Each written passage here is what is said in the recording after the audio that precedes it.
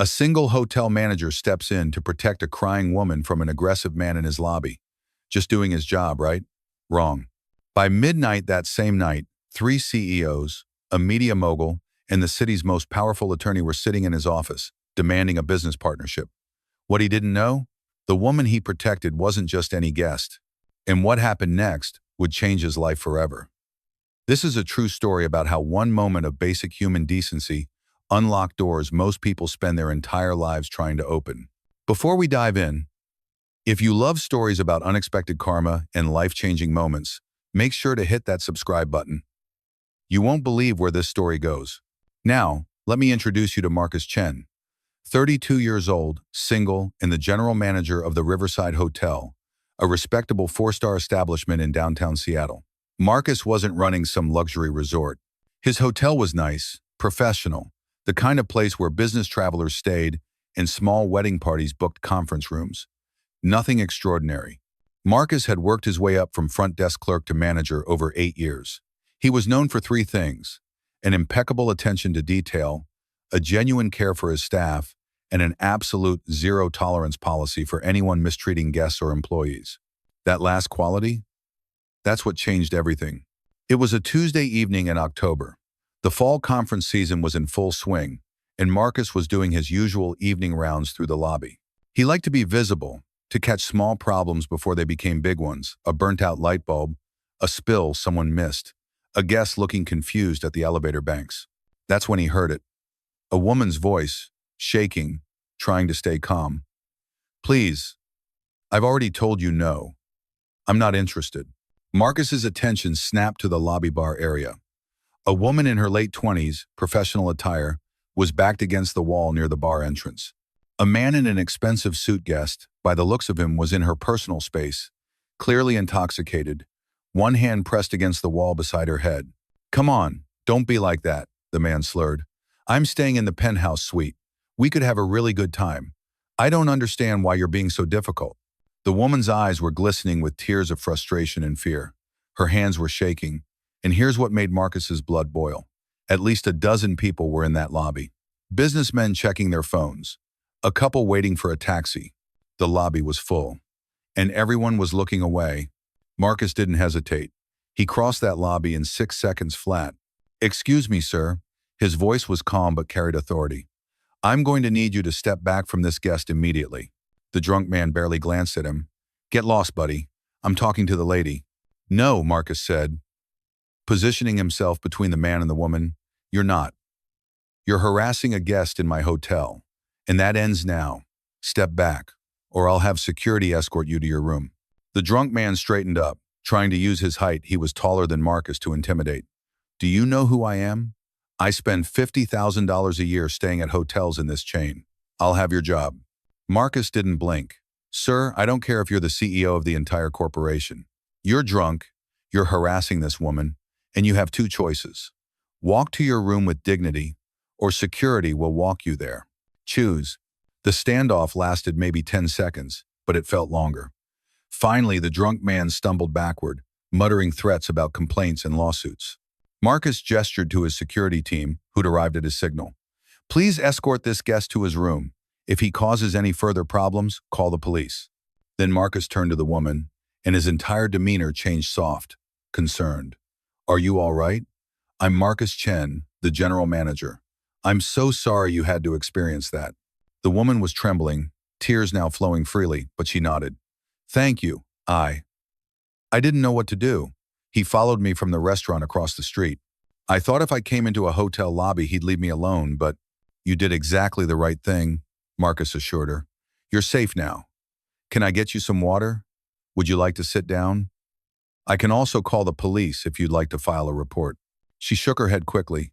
"No police. I just want to go home." "Of course. Let me call you a taxi. On the house.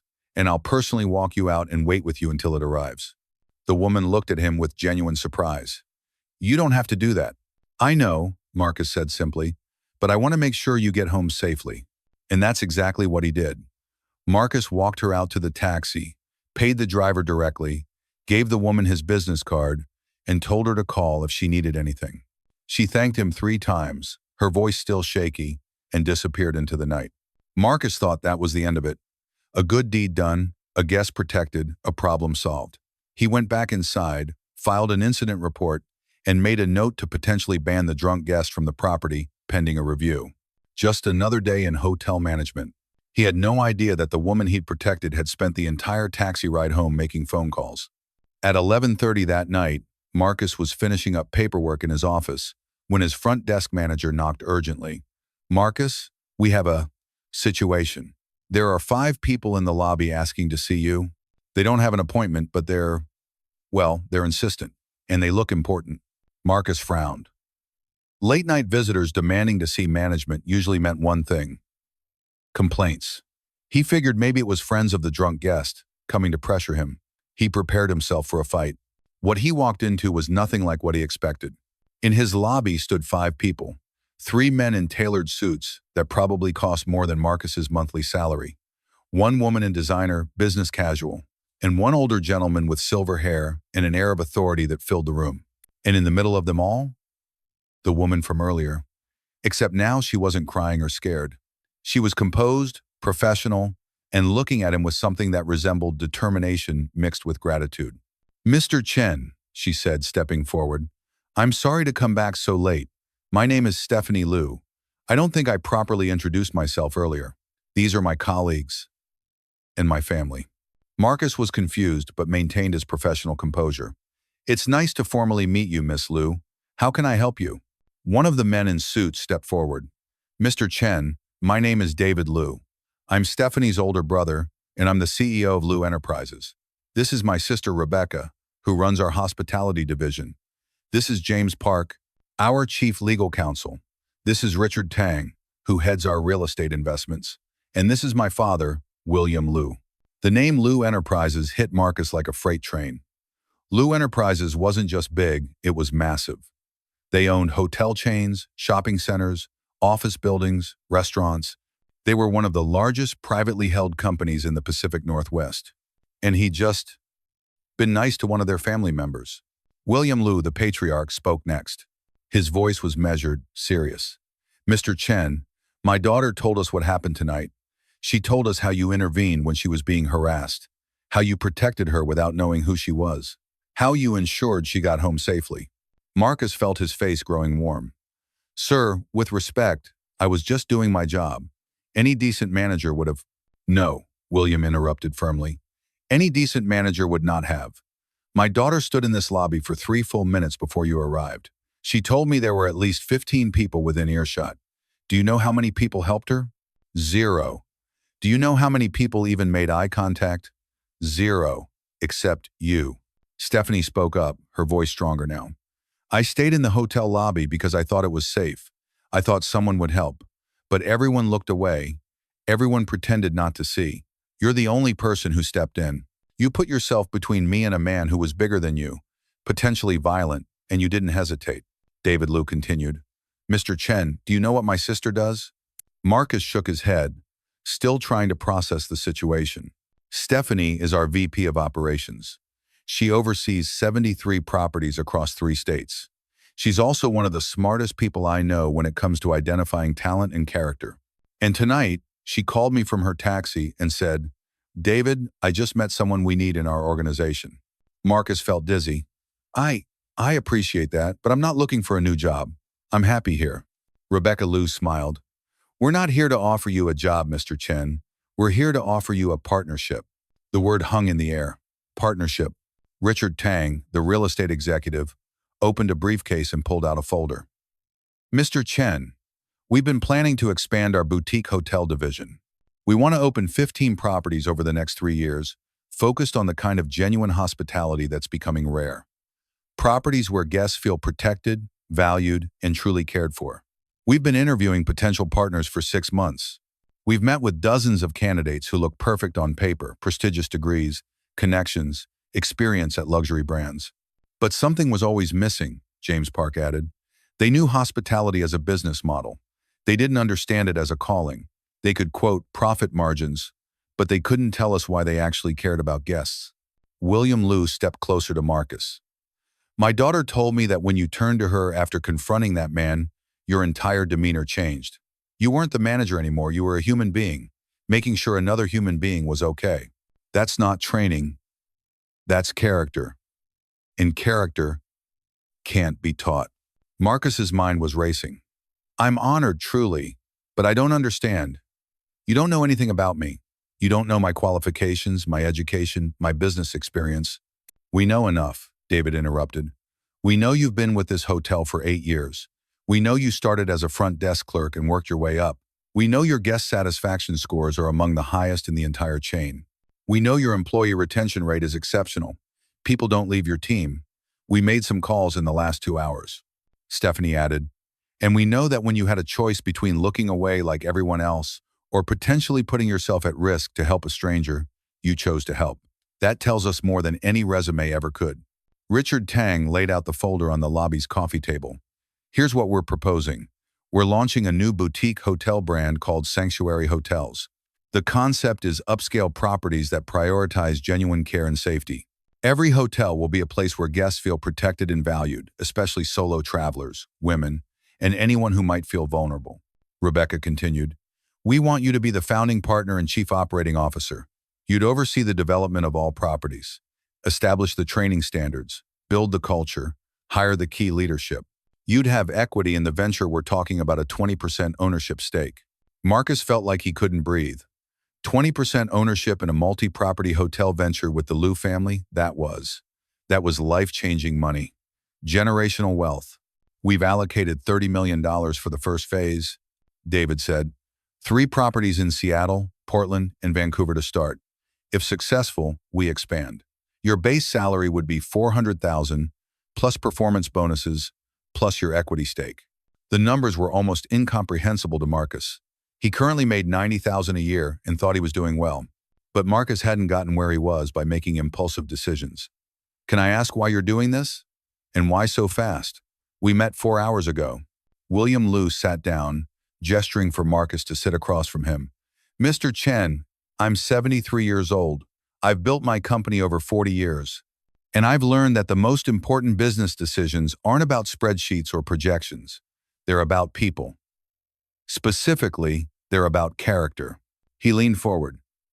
I've made 2 kinds of partnerships in my life. The first kind looked great on paper, prestigious people with impressive credentials and all the right connections. Some of those partnerships worked, but several failed catastrophically because when things got difficult, those people's true character emerged, and it wasn't pretty. The second kind of partnership was with people who showed me who they were through their actions. People who demonstrated integrity when they thought nobody was watching. Those partnerships, every single one succeeded. Every single one. Stephanie added, my father taught us that you learn more about someone in one unguarded moment than in 100 job interviews. Tonight was your unguarded moment. You revealed who you actually are.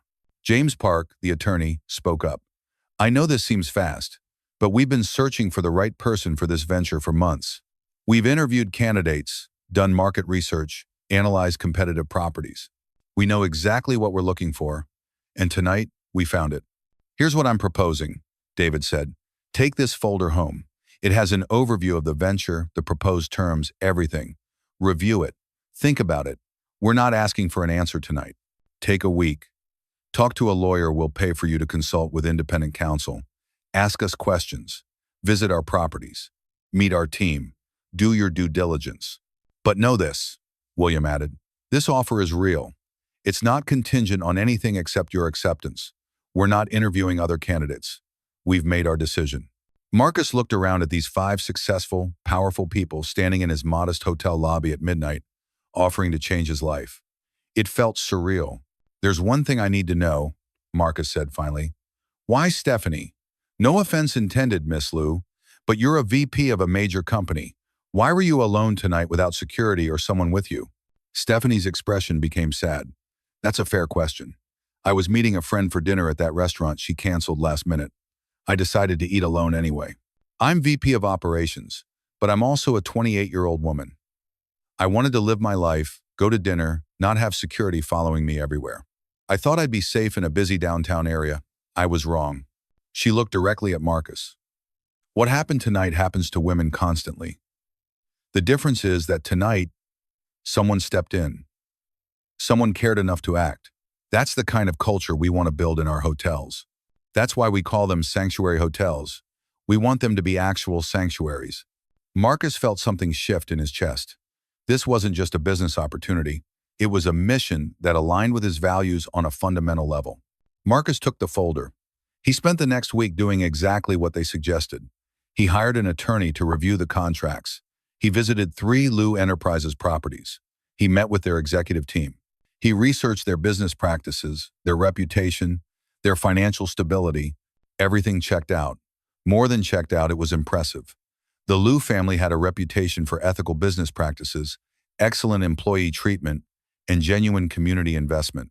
Their properties were successful not because they cut corners, but because they invested in quality. But Marcus still had doubts, not about the opportunity, about himself. He called his older sister, Michelle, who lived in California. They had a 2-hour conversation where Marcus voiced every insecurity he had. "Michelle, I'm a hotel manager. I don't have an MBA. I've never run a multi-property operation. What if I fail? What if they're making a mistake?" His sister was quiet for a moment. Then she said something that stuck with him. "Marcus, remember when Dad died and Mom was struggling? You were 19 years old. You dropped out of college to work full-time to help her. You told me you'd go back to school later, but you never did because you found the hotel job and worked your way up. Do you regret that?" "No," Marcus said. "I did what I had to do." "Exactly. You didn't have credentials or a degree. You had responsibility and character, and you succeeded because you cared about doing things right. That doesn't change just because the opportunity is bigger. These people aren't idiots. They didn't offer you this partnership because they feel sorry for you. They offered it because they're smart business people who recognize talent and integrity when they see it." Marcus realized his sister was right. He'd been so focused on what he lacked on paper that he'd forgotten what he possessed in practice. 8 years of hands-on experience, a track record of success, and genuine passion for hospitality. He called David Lou the next day and accepted the offer. The next 18 months were the most challenging and rewarding of Marcus's life. He worked 16-hour days, learning aspects of the hotel business he'd never been exposed to: development, finance, branding, architectural design, franchise law. The Lou family didn't just throw him into the deep end. They supported him, mentored him, and gave him access to every resource he needed. But here's what surprised everyone. Marcus excelled. His first decision as COO was to establish a comprehensive safety protocol for all sanctuary hotels. He worked with security consultants, legal experts, and advocacy groups to create an environment where guests, especially vulnerable guests, would genuinely feel protected. Panic buttons in every room, connected to 24-hour security, staff training on recognizing and intervening in harassment situations. A zero-tolerance policy for any guest who threatened the safety or dignity of another guest or staff member. His second decision was revolutionary in the hotel industry. He established that 20% of each property's rooms would be designated safe haven rooms, available at a discount for people in difficult situations, domestic violence survivors, LGBTQ+ individuals who felt unsafe in their home environments, single parents needing a safe place to stay. The program was income-based and discreet. The Lou family loved it. "This is exactly the vision we had," Rebecca told him. "But you've made it better than we imagined." The first sanctuary hotel opened in Seattle 15 months after that night in Marcus's lobby. The boutique property had 90 rooms, a rooftop bar, a small restaurant, and Marcus's safety protocols embedded in every detail. The opening was covered by local media. A reporter asked Marcus about the inspiration for the safety features. He told them about a night when he saw someone in need and decided to help, and how that moment taught him that everyone deserves to feel safe. The reporter asked if he regretted leaving his old job. Marcus smiled. "I didn't leave anything. I grew into something bigger." There's a difference. The hotel was an immediate success. Occupancy rates exceeded projections. Guest satisfaction scores were extraordinary. But more importantly, Marcus started receiving letters, handwritten notes from guests thanking him for creating a space where they felt protected. Stories from solo travelers who chose sanctuary hotels specifically because of the reputation for safety. Testimonials from staff members who said they'd never worked somewhere that took their well-being so seriously. One letter made Marcus cry. It was from a woman who'd left an abusive relationship and spent 3 nights in a safe haven room while getting back on her feet. She wrote, "You gave me more than a room. You gave me dignity when I had none. You gave me safety when I felt hunted. You gave me hope when I was drowning. Thank you for seeing people like me as worthy of protection." Marcus framed that letter and hung it in his office. It reminded him why he was doing this work. 2 years after that October night, Sanctuary Hotels had opened 5 properties. They were preparing to expand to 10. Marcus now oversaw a team of 300 employees. His equity stake in the venture was worth several $1,000,000. He'd gone from making $90,000 a year to being financially secure for life. But here's what Marcus told people who asked about his success. "I didn't get lucky. I got prepared." He explained that he'd spent 8 years learning hospitality from the ground up. He treated every guest interaction as important. He'd built genuine relationships with his staff. He'd developed a reputation for integrity and care. And when the opportunity came, he was ready not because he had the perfect credentials, but because he'd built the perfect character. The drunk guest from that October night? He sobered up, read about Sanctuary Hotels in the news, and recognized Marcus from the photos. He sent a letter apologizing for his behavior and praising Marcus for building something meaningful. Marcus wrote back graciously, thanking him for the apology. And Stephanie Liu? She became one of Marcus's closest friends and business partners. They had lunch once a month, and she never let him forget the night they met. "You know what's funny?" She told him over lunch one afternoon. "That night, I was so focused on the harassment, on feeling scared and angry. But looking back, what I remember most is how you changed when you turned to me. The authority in your voice vanished, and you became so gentle. That's when I knew you were special. You knew when to be strong and when to be soft." Marcus smiled. "My mom taught me that. She said the measure of a person isn't how they treat people who can do something for them. It's how they treat people who can do nothing for them." "Your mom sounds wise," Stephanie said.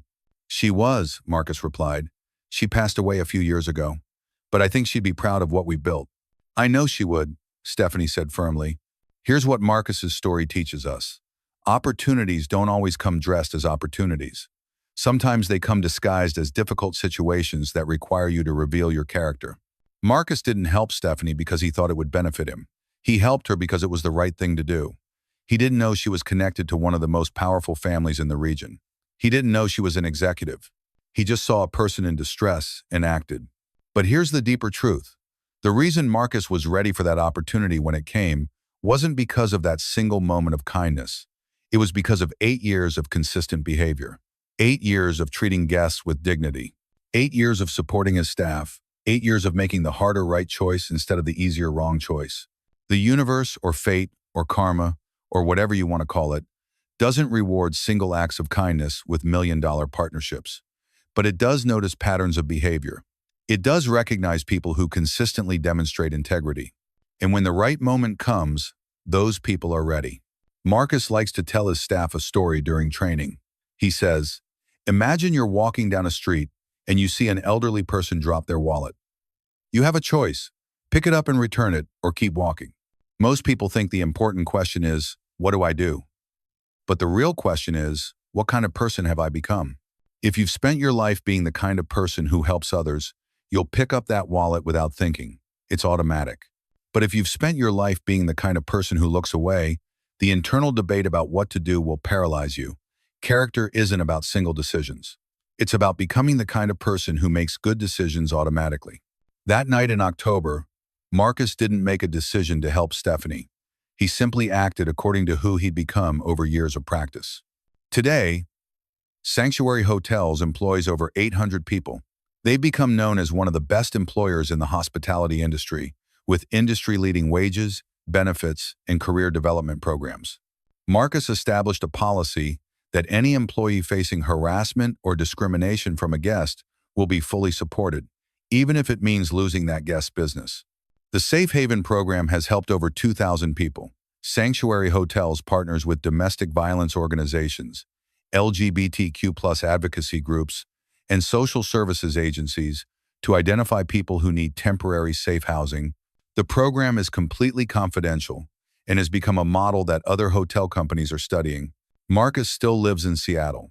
He's no longer single. He met someone at a hotel industry conference, and they got engaged last year.